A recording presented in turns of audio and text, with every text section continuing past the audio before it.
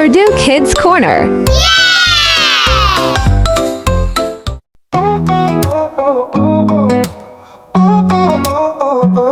एक मोटा हाथी झूम के चला मकड़ी की जाल में जाके वो फंसा। जाल को देखा, देख के डरा, दूसरे हाथी को इशारे से बुलाया, इधर आ, इधर आ, इधर आ।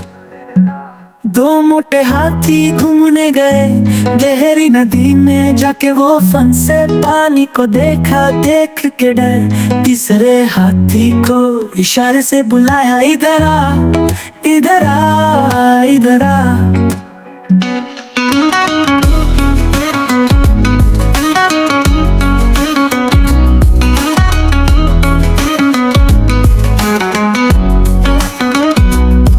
मोटे हाथी घूमने गए शिकारी के पिंजरे में, जाके वो फंसे। शिकारी को देखा, देख के डरे, चौथे हाथी को इशारे से बुलाया, इधर आ, इधर आ, इधर आ।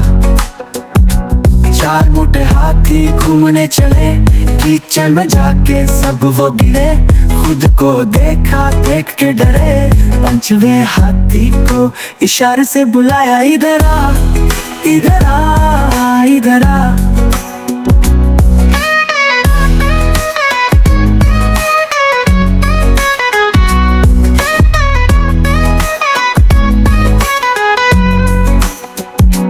पांच मोटे हाथी अपने घर को चले, मकड़ी की जाल में जाके वो फंसे।